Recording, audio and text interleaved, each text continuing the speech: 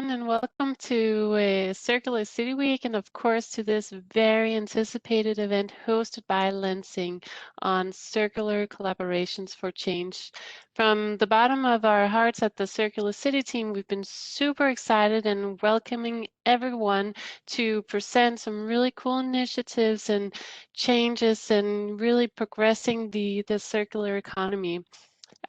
We appreciate your time today, and of course, I want to say thanks to all our hosts for the events and also to our partners and our pioneer partners. So before we kick it off, I'll give it back to Ashley. And again, thanks so much for joining Circular City Week again for this year in 2021. Thank you. I'll pick it over from here. And again, we really appreciate the ability to be a part of Circular Cities and all the wonderful events I attended to yesterday and look forward to attending a couple more this week. My name is Tricia Carey and I handle global business development at Lenzing. I'm based in New York. For those of you who don't know Lenzing, we convert trees into fiber under the brand name Tencel. We also produce a fiber called EcoVero Viscose, and we have 7 manufacturing facilities around the world, and we work very closely with market partners and collaborations to develop new products and innovations, really to lower our footprint overall in the market. So here we are today talking about circular collaborations which inspire change. And circularity starts with responsible citizens and companies within our communities. How can we reduce our plastic going to landfill? Are there functional product innovations to support responsible reuse? And that's why we gathered today a group of different companies that are working together to come up with new ideas and innovations. New York City residents, commuters, and visitors use and discard approximately 10 billion single-use carry-out bags annually. When I heard that number, it's just astonishing to think of how much waste is involved there. And now we're at a point in New York City where we're looking at changes we need to make as we come out of this time, this very trying time of the pandemic. And we need to look at ways that we can change this as well. These products, particularly lightweight single-use plastic carry-out bags, are a major contributor to marine and roadway litter as well. So single-use plastic bags often end up blowing into the streets and branches of trees. We've all seen that litter that happens around us. And when rain carries them into different catch basins, they pollute the city's surrounding waterways, and they pose a threat to our marine animals that often mistake these bags as food sources. I think all of us have seen those images on social media where animals, especially marine life, have consumed these plastic bags and what that actually does to them. So, these are some of the issues that we look at around single-use plastic bags and some of the solutions that are available through companies like BRINGiT, like Loop, and what Arcadia Earth is working on is very important, and we wanted to highlight those stories today. So joining us are panelists Valentino Vittori, who is founder of Arcadia Earth, and he'll tell you more about that. We have Georg Spindler, who is my colleague, business development manager at Lenzing, joining us from Austria. We have Deb Singer, who is co-founder of BRINGiT. And we have Sophie Liu, who is business development manager for North America for Loop, which is a division of TerraCycle. So I wanted to see now if we have Valentino joining us. We do, and I will pass it over to you, Valentino, to tell us a little bit more about some of the work that you're doing and highlight, give us a little virtual tour. Thank you. Thank you, Tricia. I'm Valentino Vittori. I'm the founder of Arcadia Earth. For those who don't know who we are storytellers, and we like to share educations through immersive experience. We opened almost 2 years ago now. So what I'll do, instead of spending a lot of time talking, maybe I share something Please let me know if you see my screen. So this is Arcadia Earth. It's located in New York. It's a 15,000 square feet event space. Each room is designed to draw attentions on climate change.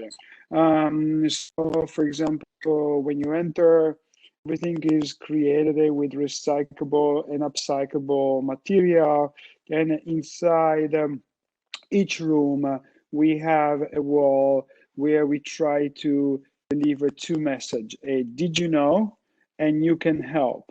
And we have designed the exhibit in a way that can be easily accepted and understood by all people, from kids to school, and so on and so forth.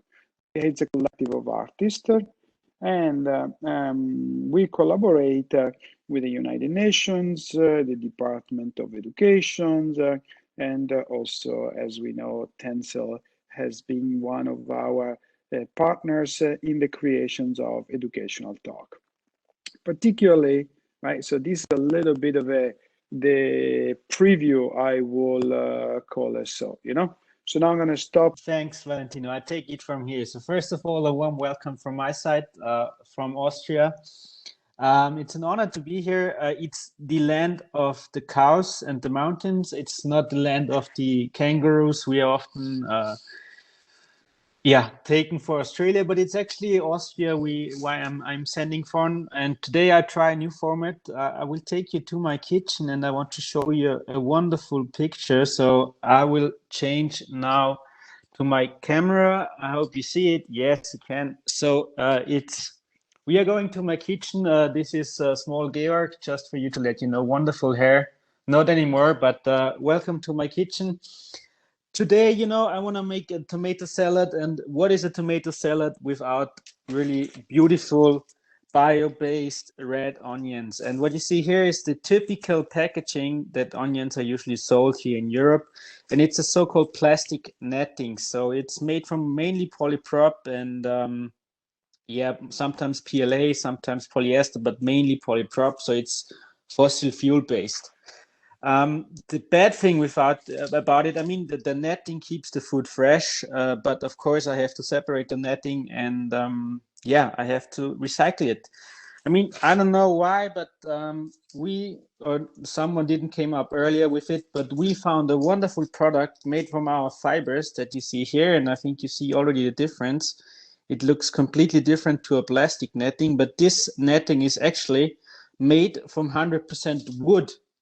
So what we do, what you see here, and also Valentino will talk a bit in a second from the Tencel room, we really take trees out of sustainably managed forests. We chop them. You see it like here to these wood chips. We make pulp out of it, and out of this pulp we spin these wonderful, colorful fibers. And these fibers are then used for these nettings. And what is so special about these nettings? These nettings, I will jump up here now. It's really a new style that I try first. Hopefully you like it. These nettings are really compostable in home compost, industrial compost, but they're also biodegradable in soil, fresh water, and marine water. So if I take this netting, exactly what you see down here, to my home compost, it will disappear after like approximately 6 to 8 weeks. So I can take these wonderful scales from my onions together with the net and put it to my home compost. And I take it from the earth, I use it, and I give it back to earth. And these nettings are available in wonderful colors like yellow, red, brownish, and so on. And it's these nettings and fibers are produced in our facility here in Austria, which is showed here. So you see the facility here inside the Austrian mountains. It's not a fake photo. It's really, we are inside of the mountains. It's a completely integrated plant. So we take the trees at the beginning of the process, we chop them to wood chips. Approximately 40% of the tree is used to generate pulp, and out of this pulp we make fibers. And Valentino will talk about it in a second. But not only this 40% of the tree are used, but also approximately 10% of it are used to make biorefinery products, like acetic acid or xylose, which is an artificial sugar, and the rest of the tree is used to make bioenergy with electricity and heat. So you see overall in this complete integrated process, we use approximately 99% of all the resources, and this makes this fiber so sustainable. And I keep talking a lot about sustainability, but it's also not blah, blah. It's really a proven one. What you see here is, for example, the HIC MSI scores. HIC MSI is a tool for fabric designers, initially designed. It's done by an NGO called Sustainable Apparel Coalition. And what they do is they take LCA data from different suppliers like us, or like polyester or polypropylene producers, and they put all the LCA data to a unique and the same mathematical model to make comparable values. And as higher the score, as worse the material is for the environment. And what you find here, for example, with a total score of 54.8 is cotton. So cotton is exactly imaginated in the customer's mind as a very sustainable fiber, but it's not. Polyprop and PLA around a score of 10, and organic cotton, which is even better than normal cotton, and you often heard about BCI cotton or organic cotton, is of course way sustainable, and also more sustainable than plastic. But really, here is where the magic happens. It's modal color. This is this wonderful fiber that you just seen. And this is used for the nets, and it has by far the best ecological footprint, and it's already colored during the process. And yeah, these fibers, as I said, are used for these wonderful nettings, but also for different products like multi-use nettings or bags and shopping bags. And also BRINGiT is on the line today. They will bring this to the next level. Before we go on, I just want to say thank you for listening. I hope we can bring this wonderful product also to the US more and more, because people can spend more time with cooking, less with recycling. And with that, Valentino, I would give to you to explain in the tensor room a bit how these wonderful fibers are produced, and then we further head on with BRINGiT that brings this to the next level when it comes to single-use plastic bags. And with that, thanks, guys. Wow. So thank you, George. Before I share, I'd like to make 3 comments. Number 1 is amazing how you turn your kitchens into an educational station. And I don't know why I spend so much money setting up exhibit when I should hire you and turn every room into something fantastic. Number 2, more important, be aware, Martha Stewart, you have a competitor. George was fantastic, right? It's like incredible.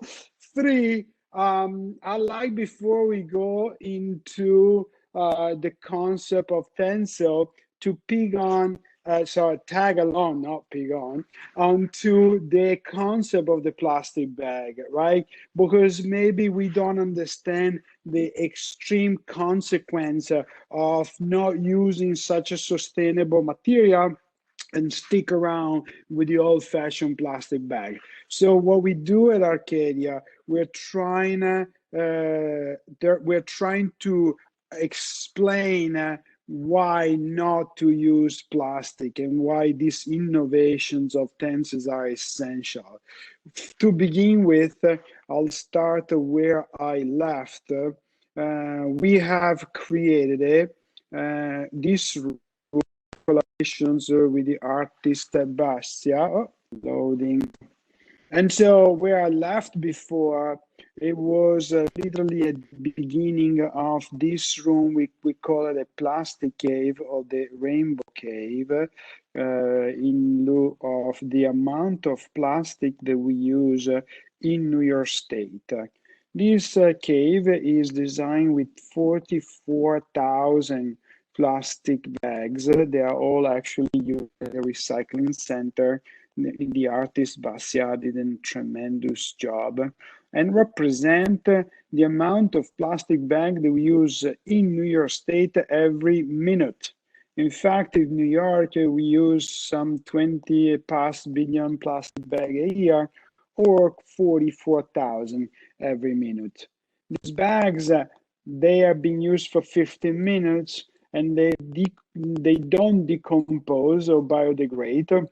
Instead, they break down through the oceans into what we call microplastics. This is a room where we focus on the actual microplastic, which are little tiny pieces of plastic that has been entering our ecosystem to the point where we find them now everywhere, including our food and drink supply chain. And the average human being, unconsciously, you'll say, almost the equivalent of a credit card, one credit card of microplastic every week. Those microplastic, however, they don't just come from bag. A lot of them, especially in the marine pollutions, come from the net of the fishermen, which are also made of the same plastic. This is why I think that the idea that we just have about the new product that you present is extremely important, because not only apply to our daily shopping bag, but it apply to the industry in itself, and replacing those materials net with a tensile product is definitely important.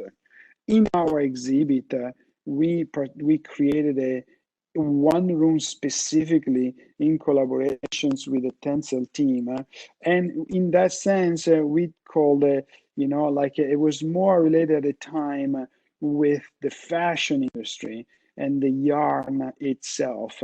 Why? Because I will say 99% of the yarn used by the industry in general, it's not biodegradable in any way, but instead the use of the Tencel yarn allow for a simple process that then can be, a few steps simple process like you explained before, who create a yarn, which personally we use to generate these beautiful ceiling installations. And the yarn is biodegradable both in the marine and in the land environment. And I think with that, I'll get back to you a second. Again, I don't want to talk too much, but I do like.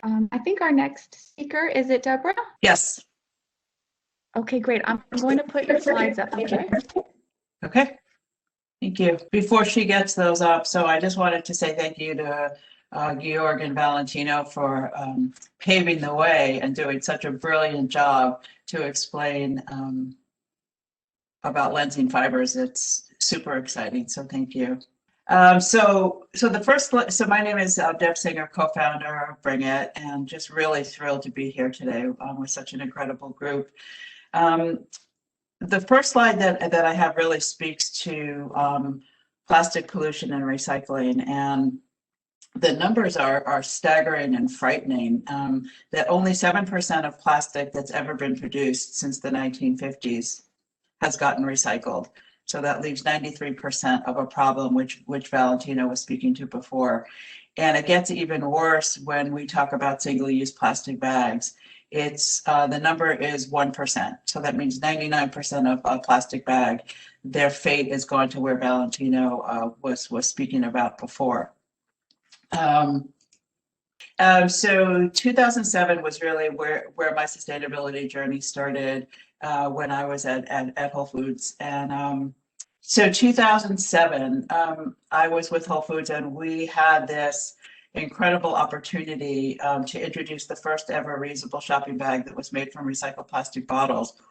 And back then, if you can remember, it seems kind of crazy, but Whole Foods had plastic bags. It was ubiquitous, and they were in every store, every grocery store. Reusable bags didn't exist. We launched a test market in October of 2007 with these bags in 3 regions at Whole Foods. And it was so hugely successful that 6 months later, Whole Foods banned plastic bags all across the chain, which then was 275 stores. So it was a really, it was a moment in time. It changed the trajectory of my career actually at that moment. I went on through a journey from 2008 to 2019, working with retailers. So I left Whole Foods and I took the show on the road, and I was working with grocery retailers across the US, introducing reusable bag programs to them. And what you see here are, these were the different materials that we were working with. And as much as they were good because they were reusable, none of them were truly sustainable, and they did not have an end of life cycle. And they ended up in landfill at the end of their use. So the next slide, while all that was going on, there were three specific problems happening. And one was that, changing behavior, consumers were not changing behaviors fast enough to really keep up with the pace of single-use plastic pollution. And there was this other form of plastic pollution called single-use plastic produce bags. And that's what that 66 billion a year number is. That's how many single-use plastic produce bags we burn through a year. And it's only second to 125 billion plastic shopping bags. So it's a very big problem. And as I said before, we did not have a truly sustainable end-of-life material that we felt good about. And we knew that we had to do better. So what started to happen is that bioplastics were starting to gain traction. And there was a lot of false claims out there. And we've coined this phrase at BRINGiT called Compostables, which is fake compostables. And what it means is, it's a produce bag or a shopping bag, single use, made of bioplastics that claim to be biodegradable or compostable, but they're actually not. So all these problems were happening in the background. And in February of 2020, I had the great fortune to meet my co-founder, Karen Heck, and we were hyper-focused on these forms of plastic pollution. So we formed BRINGiT with 4 strategies in mind. One was to build consumer awareness and activism, because these strategies all are what contribute to lasting change. Supporting consumer behavior change with truly sustainable products, partnering for legislative change with other organizations, and partnering with retailers to get them to reduce single use. At the same time, in about April of 2020, we were introduced to Lenzing Tencel Modal fiber, and we were so absolutely gobsmacked. We could not believe that there actually was a fiber that existed out there that was creating reusable packaging and compostable packaging. And we were introduced to them and started to actually investigate, what else could we do with these fibers? And our solution had to be these 4 pillars: 100% plastic free, truly sustainable, reusable, and compostable was really so important to us to create products that had an end of life. So we are so super excited to introduce to you today. Today is our big reveal on our website, and we are introducing what we're calling compostable reusables to the world. And you guys are first to preview and see on our site live today a shopping system made from Lenzing fibers, Lenzing Modal, and Lenzing Lyocell. And our shopping system is truly and authentically compostable, and it's everything you need to do your shopping without single use again. Produce bags, bulk bags, extra shopping bags. And what's really cool about this is that the green bag you see is meant to contain all of your other bags. So it's an organized way for you to shop plastic free. We are actually working with UC Berkeley because even though our bags, the Lenzing fibers are certified compostable, our bags are super durable, but we really wanted to see how our bags performed in a composting situation. So we're partnering with UC Berkeley Zero Waste Labs, and they've been doing testing on our bags. Unfortunately, due to technicalities, this beautiful video that they produced for us that took us through the composting that they're doing on our bags so you can see what actually happens to them, is not working today, but this is being recorded and you'll have the opportunity to see the video. But what you can see on the next slide is that after 4 weeks, that bubble image on the right, that was actually taken with our co-founder's home composting situation. And this is what happened to the bag after 4 weeks of composting. So it truly is performing as we were hoping that it would. And it's just a shout out. The back of the slide is to Grow NYC, who's doing such amazing work with composting and food collection. And since this is based in New York City, I just wanted to give them a shout out. And the next slide refers to the Hague Index, which Georg was speaking about before. And you can see that the cellulose bags, just to reinforce, the BRINGiT bags are made from cellulose fibers. So those are on the lower left corner. And you can see that they are the lowest impact of all reusable bag materials currently available. Super excited about this. So then the question becomes, so what can you do as a consumer? And we like to say around the halls of BRINGiT, really simple acts make a big impact, but really there's no time to waste. So the time to act is now. Some of the things that you can talk to your local grocer, ask them to reduce their single-use plastic, get rid of single-use plastic produce bags, reduce their plastic packaging.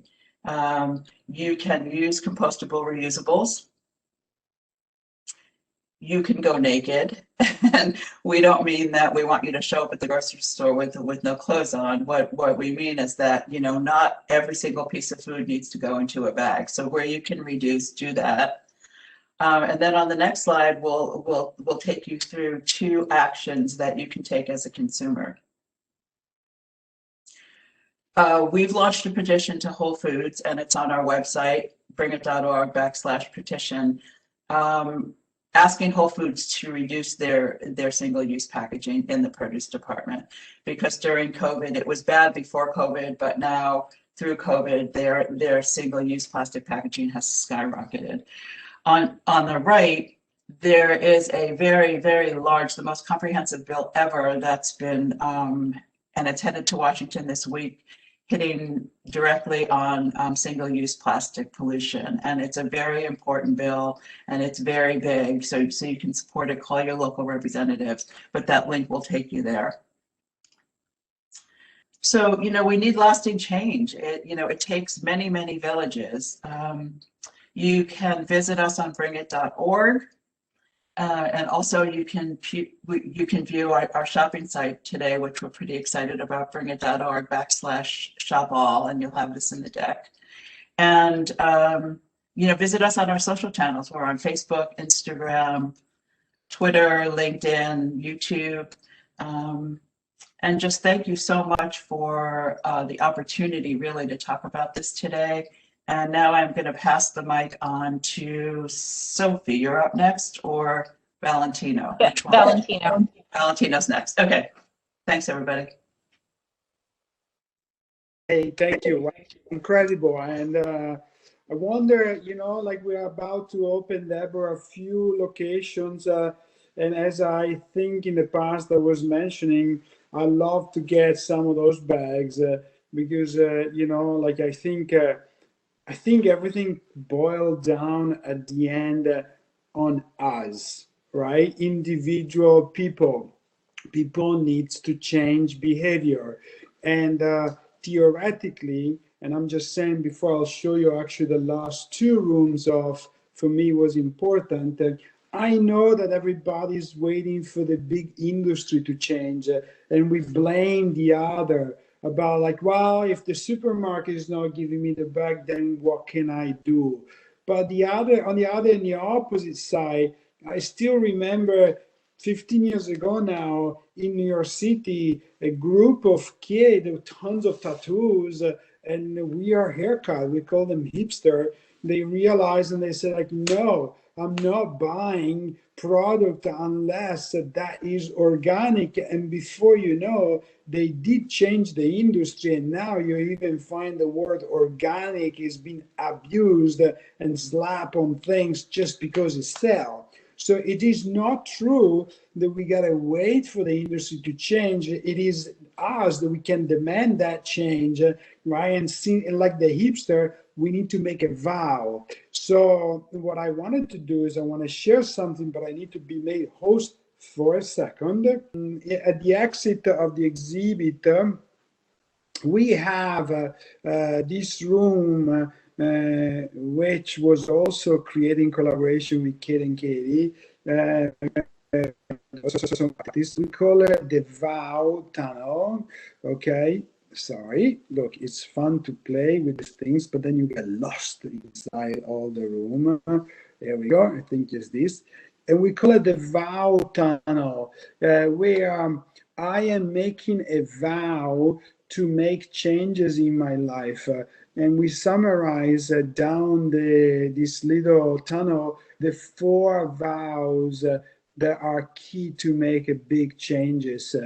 Eat less meat was one, waste no food was another, no single-use plastic, shop responsibly, actually, right? Shop responsibly, and no single-use plastic, which I pass, but you get this sense of where it is down there.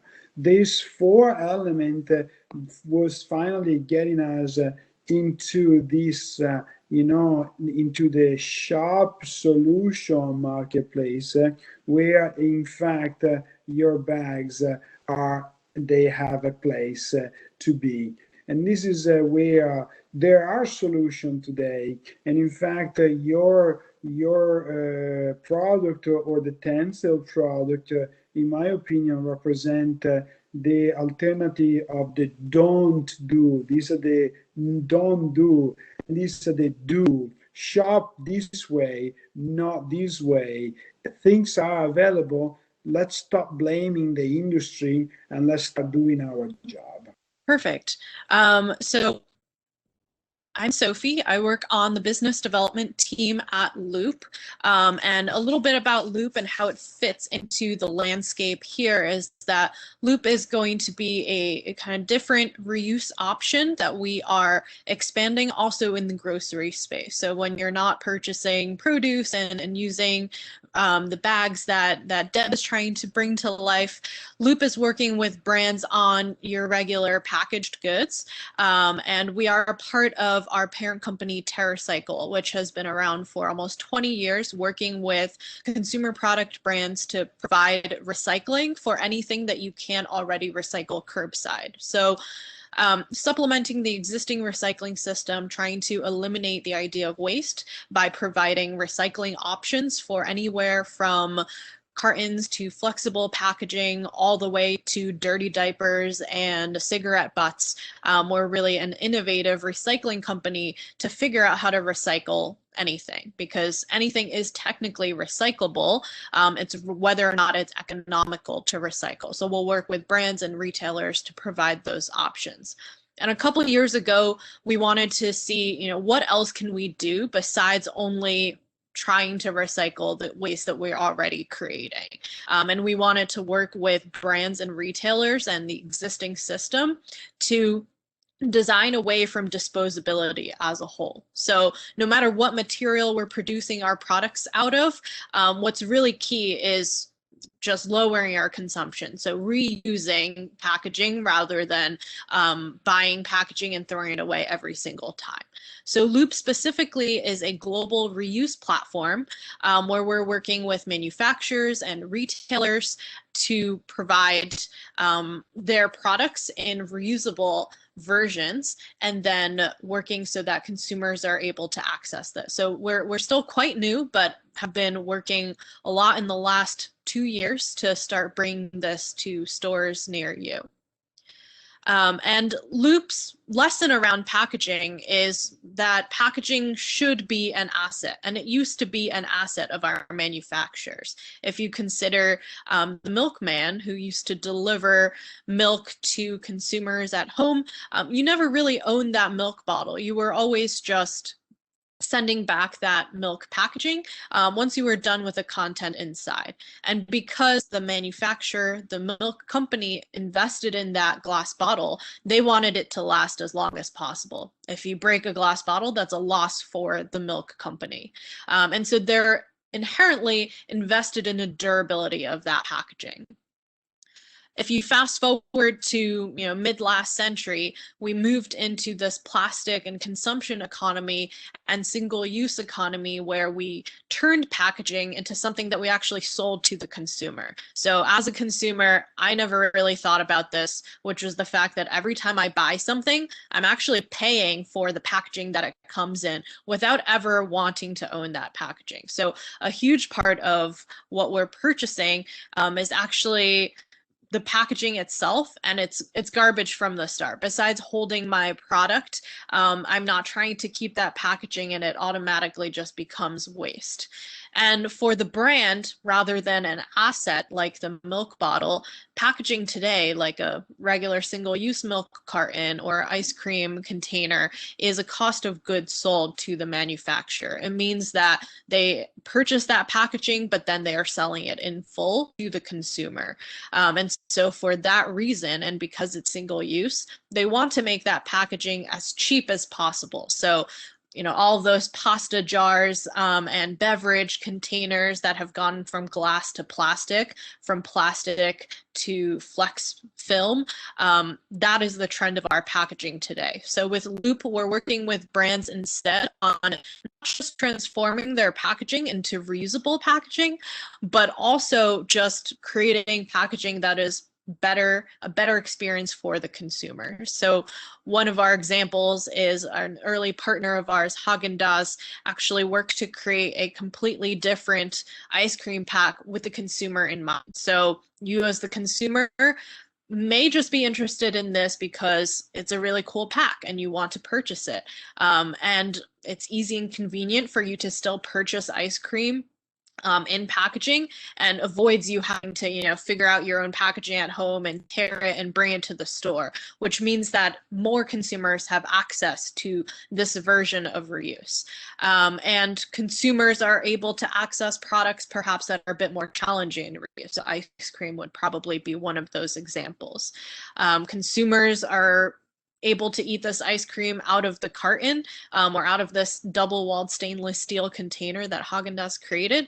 They're really interested in focusing on creating a better experience for the consumer, but in a way that they're still able to produce their product just like they produce it normally, and then work with Loop to bring this into retail locations. So I'm going to kind of show some examples of packaging just really quickly. All of these are examples of products in Loop today, whether it's on our e-commerce platform or physically in store. And what we really want to do is utilize durable design and reusable design and give brands a new brief. If you take ownership of your packaging, if you invest in that packaging, you can just make it so much better, and you can also make it reusable and sustainable. So we have anywhere from home care products like dish detergent to dishwashing pods, laundry detergent, even providing solutions for some single-use products like wipes. Normally you would have to throw this away, but because we are part of TerraCycle, we actually work with consumers to recapture the wipe so that they can be recycled. And also in some food and beverage products as well. I think what is really exciting are some of the things that you may not be able to see today, which is that consumers are able to access products perhaps just in more functional and better packaging. If you've ever thought about ways to keep your coffee even fresher than in the single-use pack, Ethical Bean is an example of a brand that's working to create a really unique pack that is never before seen in reuse products, but will be available later on in Loop, and really encouraging brands not just to focus on reuse, but actually focus on packaging innovation. There's pet food and pet products. and even some brands that are able to leverage their existing packaging, which is really exciting because that existing packaging means you originally were just buying this glass bottle and throwing it away, or at best recycling it if it gets recycled. But now that same glass bottle, the same amount of impact and energy taken to produce that glass bottle will be cleaned and reused. And we even have retailers taking part where they might bring in some of their private label products. So Loop's long-term goal is to work with each of these brands and, test out some of their products in reuse and then continue to grow the available products in reuse. Loop has live in the US and in France since 2019, May of 2019, and we just launched in the UK last July and launched in Canada February of this year. So we are growing our geographic footprint. We'll soon be launching in Japan and next year in Australia as well.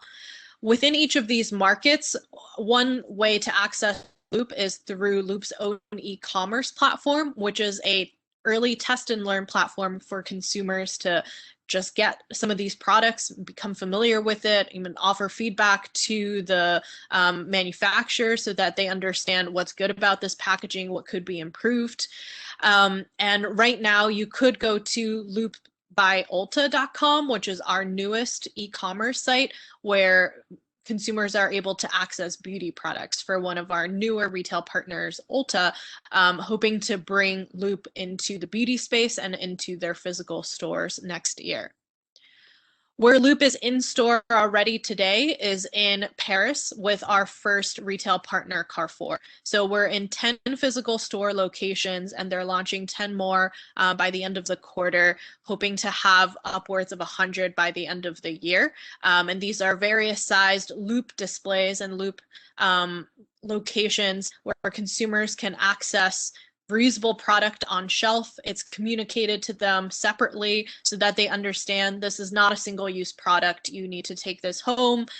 You pay for the product itself, but then you put down a deposit on that packaging so that when you return it, you get that deposit back. And then your packaging will be cleaned professionally by Loop and refilled professionally by the brand. And this is an example of what it looks like to return bins in store. So I mentioned a little bit already that Loop is, again, working with a lot of existing stakeholders because we understand that the biggest difference is made by slowly transitioning our current single-use, make, use, dispose supply chain and moving it into reuse as much as possible. So working with retailers like Kroger and Walgreens, Loblaw in Canada, Tesco in the UK, and Carrefour, we're looking at bringing Loop into physical locations and then growing those locations like we are with Carrefour. And we're working with specialty retailers like Ulta as well and looking to grow that segment of Loop partnerships. And then one really exciting part is that we started partnering with some fast food restaurants last year. So looking at chain and food takeout locations as another area where reuse can really be helpful. So working with McDonald's on beverages in the UK and Burger King in a couple of our markets, we're hoping to launch, again, return options in those locations, as well as reuse options for when you're purchasing your drinks and your burgers at some of these fast food restaurants. And what that will really create in the long term is a network of pick up and drop off locations. So, why is disposability so popular? It's easy to do. It's cheap. And we're always going to go for that easy and cheap option. So Loop is wanting to create a network of reuse so that it can be just as easy to buy your groceries in reusable packaging, return that packaging to a different location you might be going. And the more this network grows, the more accessible it will be to everyone who is going to be there. So in the US, we're really excited that working with Kroger, we're hoping to launch this summer in Portland, Oregon, in a number of Fred Meyer locations. And then we're also working with Walgreens to launch later this year in 100 Duane Reade locations in the Manhattan area. So very relevant to this conversation. And then just a bit of a teaser for eventually, maybe later this year, early next year, we're also looking to bring this into Ulta as our first beauty partner, and hoping that this network of reuse continues to grow. And I think it's really pertinent for our conversation today, particularly because reuse, there is no kind of silver bullet solution to reuse. And so being able to have different options for both your products, for both your, maybe at home reuse options and bulk options, we want to provide more and more of these options so that every consumer is able to participate. Wonderful, Sophie. Thank you. And Georg, do you want to run the video before we get into some Q&A? Very Fairplay students with Professor Peter Neal's Zero Waste Lab, and we are partnering with the BRINGiT organization to test the compostability of their setting example of how these bags composted for BRINGiT. Measuring the degradation rate over time through 3 processes. One is hot composting, the second is vermicomposting, and the last one is bokashi. Hot composting is ideal for a large-scale setting. It can only be done outdoors and is suitable for not all but some backyards. For the case of this experiment, we are using a community pile located at a garden space on campus. This accumulated compost can get very large and maintains high temperatures. Therefore, it can effectively break down materials in a timely manner. Leftover food waste and vegetable debris is all that's needed to fuel this composting process. Vermicomposting is best fit for an individual at-home situation. This compost is stored in a bin, kept either indoors or outdoors, depending on one's living situation. This method utilizes worms to assist the decomposition process, so adding regular food waste is important in keeping the worms healthy and happy. A vermicompost bin can be made with recycled materials and worms from your backyard, where these resources can be purchased.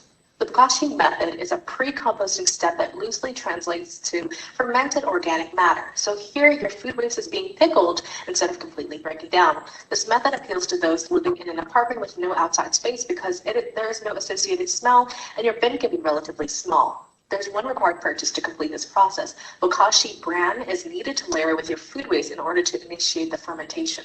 This entire bin can then be dumped directly into your garden to then decompose at a rapid rate. Some examples of our progress in decomposing the BRINGiT bags. We started off by receiving the whole bag itself. We then cut them up into strips, and after 3 weeks in our compost, we were left with smaller, scattered pieces. We plan on continuing this process until the bags have completely broken down and we can no longer find them in our compost. Thank you. That's an amazing video, and it's wonderful to see some happy worms. Georg, I hope the worms are happy in your compost in Austria. For sure they are. All Eating right. schnitzels with noodles. There we go. That's right. All right, so we have a couple more minutes, and hope some people can stay over because we do have some questions for our wonderful panelists. And I think the information that was presented was wonderful because it shows that there's a lot of options that are available to consumers now. And so would love to talk a little bit more about, all of you have, included in your businesses the ability to educate consumers. You've made that a part of your mission, from whether it's what Valentino is doing with Arcadia Earth, what Lenzing is doing in reaching out at a consumer level to know what materials are being made of. Deb, that's a part of your mission, and same for you, Sophie. Do you see that what you've been working on over the past couple of years, are consumers getting it? Is there more of an awareness? Deb, we'll start with you. What are your thoughts? Do you see this picking up more? I think there's a lot of awareness being raised in terms of plastic pollution and single-use plastic particularly. And so where I see the education happening is partially there's a light shining on recycling and how recycling, the system has been broken forever and it was never really designed to work. So recycling is now at the bottom of the chain. It starts with, refuse, reduce, reuse, repurpose, recycle. So I think that's where a lot of the education's happening. Yes, this hierarchy, Yes. for sure. Valentino, before the pandemic, you had Arcadia Earth open for what, I guess it was 9 months or so. What are your thoughts around the education aspect of consumer and their awareness? I think that I have seen a gigantic change in awareness in the last 12 months or 24 months. It's growing exponentially. Unfortunately, I believe COVID has brought a bit of a halt, not just because, not from education point of view, but for actually almost kind of like a rewind and go back to the single use as a necessity of safety.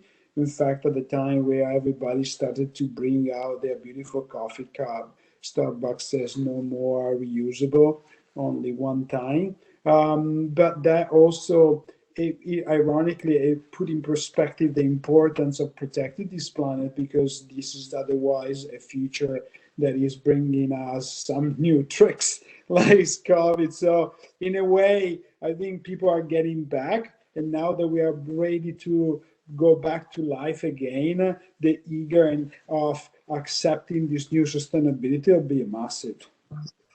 Yeah, no, I agree with you. Definitely. It seems like there's been an increase in use of single-use plastics from that safety standpoint.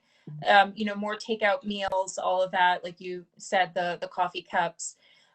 Sophie, as Loop is getting more into different retail stores like Ulta, how do you see the acceptance from the consumer? Do you think that education element is really growing and they have more awareness to participate? Yes, so I think we're still pretty early on in the process, but that's part of the reason why moving in store is such a big component, is because consumers like to see and be able to pick up and feel packaging, and that's really helpful. So even though e-commerce is certainly a growing aspect of the way we shop, having a Loop section within a retailer is very impactful. And we really saw that with Carrefour, who offered it online as well first. But when it came in store, that's where we saw the really big momentum of, store location managers interested in adding Loop to their stores, and having to educate consumers about, hey, this is actually something you purchase and you don't throw away. So it's rooted in a way, something that consumers do understand, which is deposits, right? We do put down money when we go to a hotel or when we rent things and expect to get that money back. So it's not a foreign concept, but applying it to something new like packaging, which we're used to always getting brand new and always getting it and throwing it away. And it's slowly starting to introduce them to the new concept, and then growing the number of options so that they can go from maybe trying out 1 or 2 items to eventually shopping most of their consumption through a reusable system. Yeah, no, that's great. And you mentioned, Sophie, about the expansion that you have in Australia, not Austria, and in France. And can you tell us a little bit more maybe about some of the grocery stores, or even where you see expansion in the US? It sounds like it was successful with Carrefour. There was a question from one of the attendees about expansion. Yeah, so in each of our geographic retail locations, we have at least one major retail partner to start. And so there is a lot of work on the retail side as well to dedicate special space for Loop to look at the brands and products that they'll feature. And so within our current markets, we are working with Carrefour, which is live in store. Then in the US, Kroger and Walgreens will be live this year. So in New York, you'll be able to access from Duane Reade. And then we are also launching with Ulta later on next year. Same with Canada. So Canada is still e-commerce today, but the next big launch will be in store with our partner Loblaw. UK will be with Tesco, and then we'll soon be launching in Aeon as one major retail partner in Japan, and Woolworths in Australia. And then from there, our idea is to grow throughout the retail landscape so that you obviously don't have to go to special retailers, but you have increasing access to different retailers and geographic locations that'll have Loop products. That's incredible. You guys have been so busy, and you're making it very accessible for consumers. That's wonderful. I'd like to jump onto another topic that always comes up around circularity. I see this a lot on the textile side and apparel. But, you know, we talk about how we can accelerate this change and what's going to support bringing that about. And it always comes up the topic around legislation. And, you know, where do you see legislation fitting into this? Deb, you touched a little bit on it. But Georg, I'd like to get some of your input, because I think in Europe, we see that they're ahead of where we are in the United States, the European Green Deal. Do you see more in Europe change happening faster because of legislation? Yeah, thanks, Tricia, for that one. Yes, exactly. I mean, there is this European single-use plastic directive going on. It's close to be finished. So it's mainly primary packaging for fast food or ready-made food. So everything, a wrapper that you open up and you consume your sandwich. Definitely this is not anymore allowed to be produced out of plastic. So everything that is single-used when it comes to straws, knives and forks and plates. So there was strictly definition by the European government out of which materials they should be made of, and how fast it should be enforced. So definitely there's a huge impact on that. And also our colleagues from the non-wovens business see a huge effect on our hygienic wipes business to be affected, because often these one-time wipes that you all know for cleaning hands or faces are made out of plastic, and in the future they are not anymore allowed to be made out of plastic, or at least in the first stage need to be labeled as non-biodegradable. So I think there is a lot of huge impact, and European government is taking speed on that, yes, for sure. Definitely notice how quickly the European government is building on that. And it's all a part of, I think, too, when we look at the structure of the UN SDGs, SDG 12, responsible consumption and production, build back better. These are all mechanics that will help us do that. Deb, you touched on it in your talk about what could be done reaching out to legislation. Can you talk a little bit more about that, where you see legislation making a part of the change? Sure. I think all of the attention right now is on this really comprehensive bill that's headed to Washington this week, called the Break Free from Plastic Pollution Act. And it's really important, if you want to get involved, you know, to call your representative, have your voice be heard. It's the biggest bill that's ever hit Washington, and it touches on all areas of plastic pollution. It puts the responsibility back on the producers that are producing all this single-use plastic. It's asking for infrastructures to build a recycling system, which we know is broken. It prohibits plastic waste from being shipped to other countries, developing countries, which, you know, spreads the pollution. So it's really comprehensive. And then there's state and local governments that are going to start to enact more stringent standards. And really important is that there's they're asking for a temporary pause on new permits for the expansion of plastic production facilities. So this bill's very, very important, and there's a lot of attention on it this week in Washington. That's great. No, I think everyone can try to learn a little bit more about that and influence as much as possible. Valentino, where do you see legislation? I mean, your Arcadia Earth touches on a lot of different aspects related to environmental and social responsibility. What are your thoughts around legislation to make change? Well, eventually they are needed, absolutely, right? Because it's actually going to impose a change. But again, like I was saying before, most of the time legislations come as a consequence of a series of petitions or a series of, call it the riot, or call it like it's us, the people, that can create legislations by gathering both physically or just mentally, and sign documents requesting change.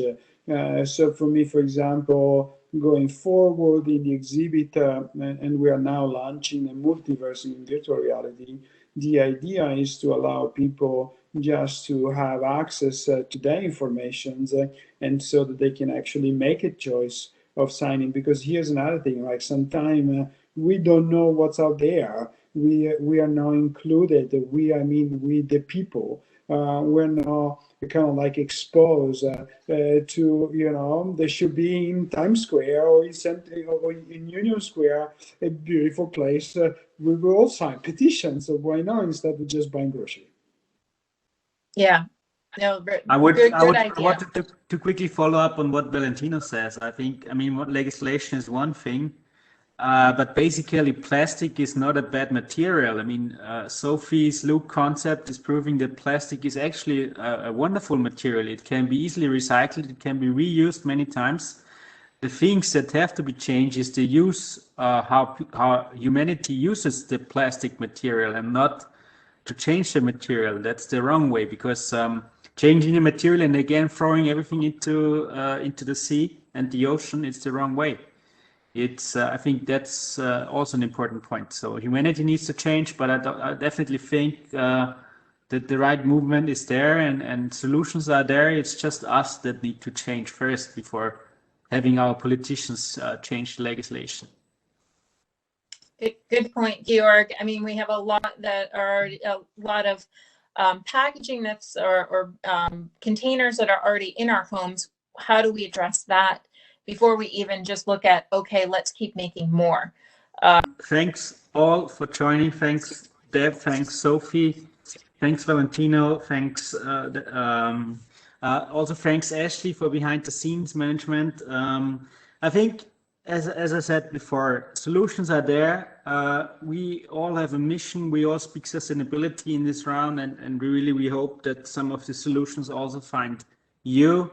And with that, thanks for joining. It was a wonderful occasion, and have a wonderful day and stay safe. See you soon. Ciao, bye-bye.